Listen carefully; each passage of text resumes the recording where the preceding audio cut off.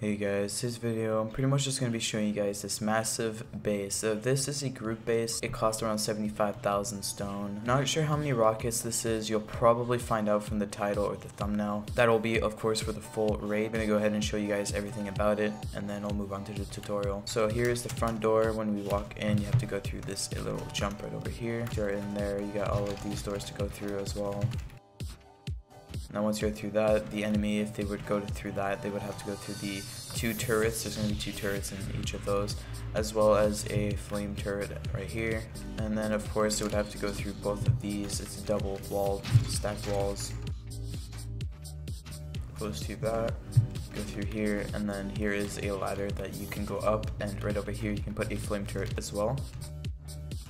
If we go through here, this is the main starting point. Now if you haven't watched my video on the starter base, this is exactly what it is. It's the starter base, but it's the expanded version, and it's absolutely crazy good. So the best part about this whole base is that you basically make a starter base that is really cheap. I think it's 4.5 thousand stone, and then you make it into an enormous base where it is for a group and stuff like that. It is pretty insane. So yeah, you got 5 chests, 2 box, 2 furnaces, and a bed, as well as a research table.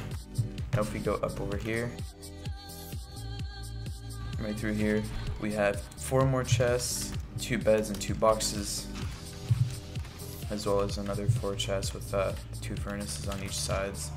I think over here as well, yeah, so you got a couple of furnaces in each room. You can even access your research table. I don't think anybody cares about that, but I think that's pretty cool. Now if we go up here, up the ladder hatch, this is where the furnaces are at. Over here is where you have your fridge, as well as your craft bench, and 2 more chests. And then you got more furnaces in here, so you got 2 rooms full of furnaces. Good for a group base. And then up here, up the ladder hatch, you got pretty much just 4 more chests in here, 3 lockers, and then over here you got 2 beds and another 2 beds. Obviously you can put some more loot up here if you need to. It is not necessary, but either way, over here, this is where your turrets are going to be at. You're going to see that in the tutorial. We end up placing everything pretty much. So as you see, we've got pretty much everywhere turrets, 4 turrets around here, and then you'll even have some in each room like this.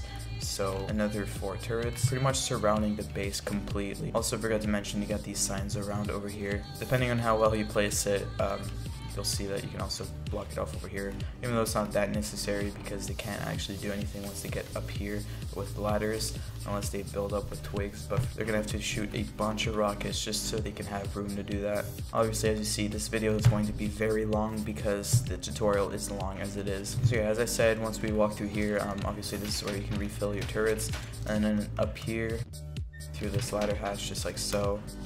I thought this was pretty cool as well. When you get up here, this is actually a heli base, so you can shoot people from over here as well. Don't forget about that. And over here you have all the other accessible ways to get up here. But if you get all the way up here, you can pretty much roof camp, do whatever you want. But as I said, a cool part about this base is that you can actually use this as a heli base as well. It's just an add-on. You don't necessarily need to use this as a heli base, but it is good to have this part up here. So yeah, that is pretty much for the explanation of the base, though there is one thing I want to say. You'll see in the tutorial that the signs are placed very quick, as well as up here, as you can see. They're placed down very quick, not as neat as this. I told him he could rush the signs part because it would just take a while and I could just explain it here. So pretty much all you have to do is place down these big signs all around the base, just like so, as well as up here, as neat as possible if you want. And now the most important part is that you'll see that we didn't show the other base. We only did like a little bit. So right over here you have it. So it's stairs like this connecting down, and another going down, up, and you also got low walls just like so. These low walls just make it where they need to use like twice as much rockets just to get through to place down a twig tower. And then in between all of these long arms type things, you also have a triangle foundation with low walls around it and a stair just going down on each one of these. That just means that nobody can build like a twig tower over here.